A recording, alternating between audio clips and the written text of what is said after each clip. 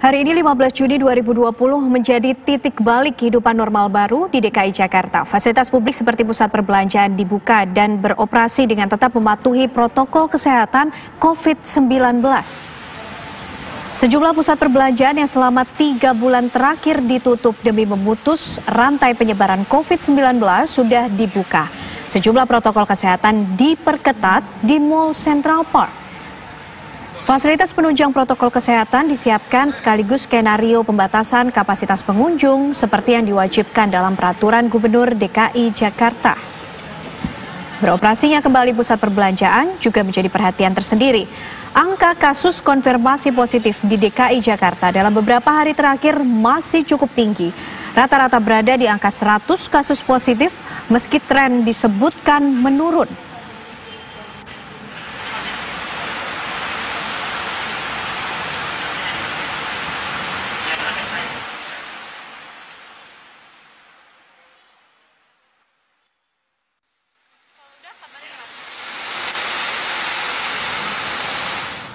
Kembali beroperasinya pusat perbelanjaan menjadi perhatian tersendiri pemirsa. Lalu bagaimana kondisi terkini di pusat-pusat perbelanjaan setelah ditutup kurang lebih 3 bulan lamanya? Kami ajak Anda bergabung dengan rekan-rekan kami yang sudah ada di Mall Central Park dan juga di Pasar Tanah Abang.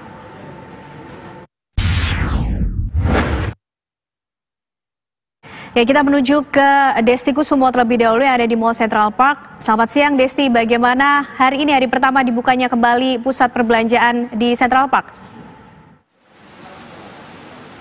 Karena dan juga pemirsa, hari ini merupakan hari dibukanya kembali sejumlah pusat perbelanjaan di DKI Jakarta setelah DKI Jakarta ini menerapkan PSBB dan juga PSBB transisi. Nah, tentunya tatanan normal baru ini akan diterapkan di kehidupan masyarakat. Nah, tak terkecuali di pusat perbelanjaan di tempat kami mengabarkan di salah satu pusat perbelanjaan di Jakarta Barat, yakni di Central Park Mall. Nah, ini memang menjadi pusat perbelanjaan favorit bagi warga Jakarta. Dan kalau kami pantau sejak pagi hari tadi, ini sebenarnya masyarakat ini sudah antusias sepertinya untuk berbelanja ke mall lagi setelah mall ini sempat ditutup 2 bulan lamanya untuk aktivitas perbelanjaan masyarakat.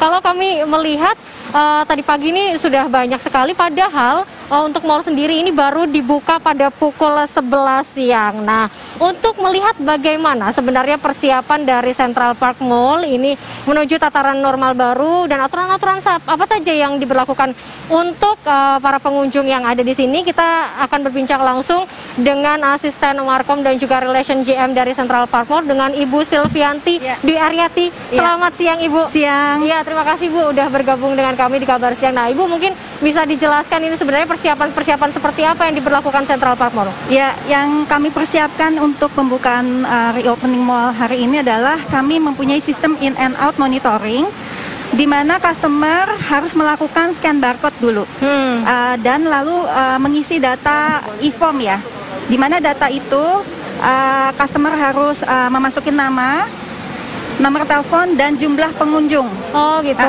oke. Nah ini kalau kita lihat kan sebenarnya scan QR code-nya ini terdapat di beberapa pintu masuk. Sebenarnya berapa pintu masuk yang disediakan Bu di sini? Kurang lebih kita ada 17 akses pintu masuk. Dan yang ini adalah pintu akses utama ya, lebih utama kami. Ya, pintu akses utama. Ya.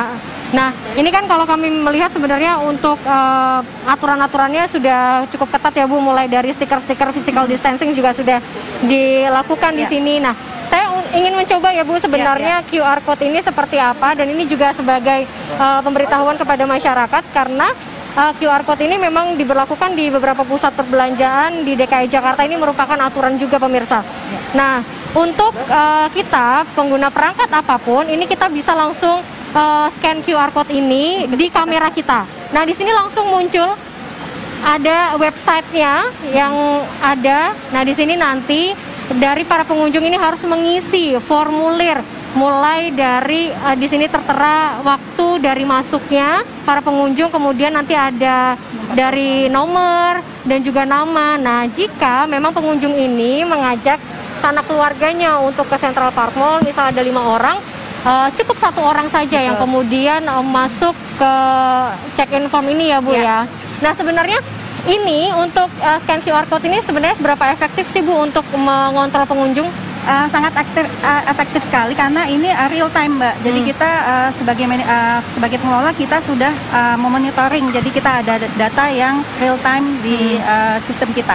Oh gitu. Nah, kalau kita lihat untuk dari persiapannya juga sudah cukup baik begitu. Betul. Ya, dari mulai di sini ada tempat cuci tangan dan ini pemirsa ada scan untuk tisu. Di sini tidak perlu untuk menarik tisu lagi ya Bu ya. Jadi kita tinggal sensor saja di sini.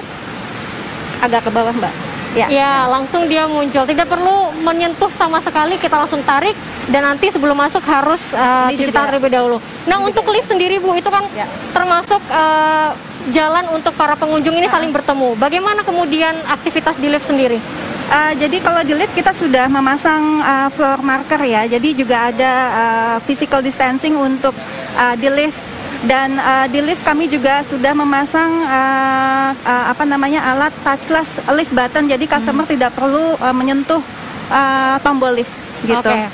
Kalau tadi kami melihat sebenarnya pagi tadi itu udah banyak banget yang antri di sini. Untuk data sementara hingga pukul 11:30 kurang ini berapa kalau data dari Ibu sendiri? Tadi yang kita sudah monitor sekitar 640 customer yang masuk 640. Nah, itu 50% yang diterapkan oleh Pemprov DKI berarti yang harus ada di dalam berapa Bu? Sekitar berapa?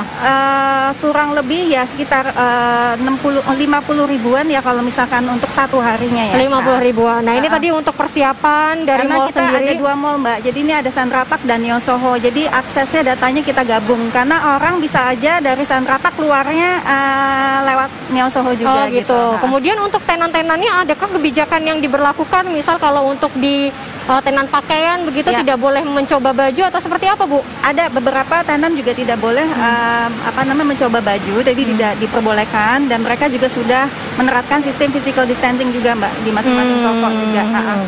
Untuk memastikan aktivitas di dalam mall sendiri ini cukup terkontrol dengan baik, tidak ada kemudian menimbulkan penularan ataupun klaster baru. Kita semoga tidak ingin berharap ya Bu kalau misalnya untuk di mall sendiri ada klaster baru begitu ya Bu. Bagaimana untuk mengontrolnya dari pengamanan sendiri? Dari pengamanan sendiri kita ada tim safety kita ya sama tim customer service kita yang mengontrol apabila ada kejadian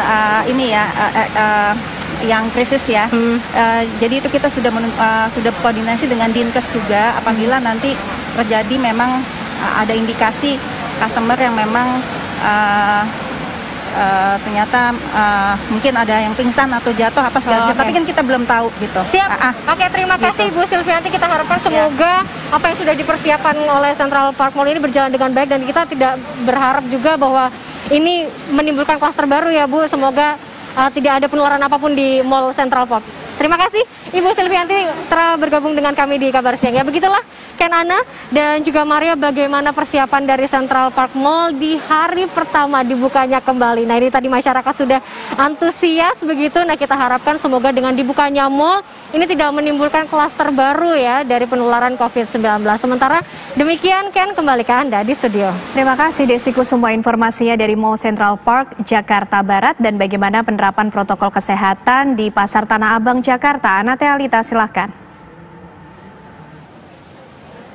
Ya, Ken dan juga pemirsa, pusat perdagangan non-pangan termasuk di Pasar Tanah Abang ini sudah mulai dibuka per 15 Juni 2020 atau per hari ini. Setelah kurang lebih 2 bulan ditutup akibat adanya pandemi COVID-19 dan ini untuk pencegahan penyebaran COVID-19.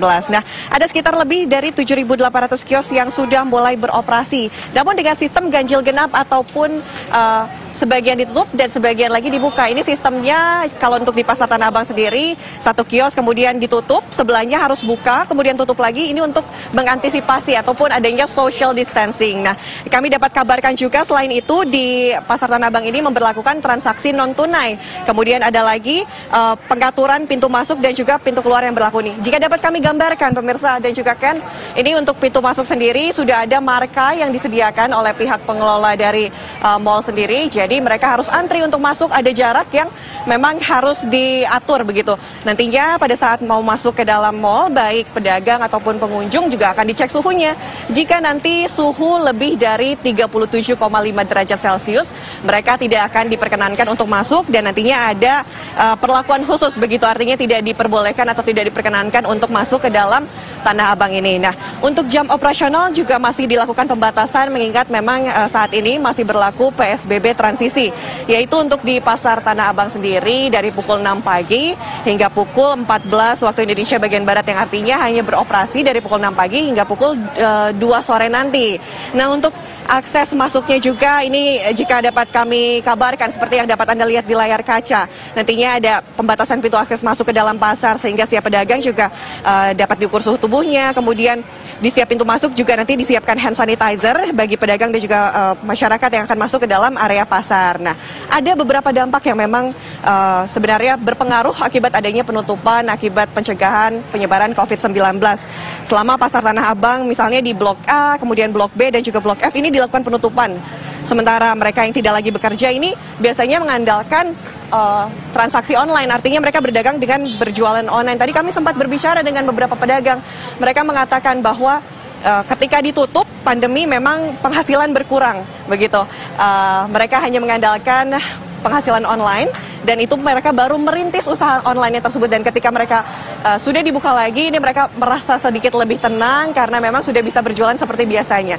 Untuk PKL yang biasa berdagang di pinggir jalan ini memang pada saat PSBB tidak diperbolehkan. Saat ini juga di tempat kami mengabarkan saat ini memang belum ada PKL yang berjualan di pinggir jalan karena memang masih belum diperbolehkan, dan ada Satpol PP juga yang masih berjaga di sekitar Pasar Tanah Abang ini. Demikian yang dapat kami kabarkan, kita kembalikan ke Ken.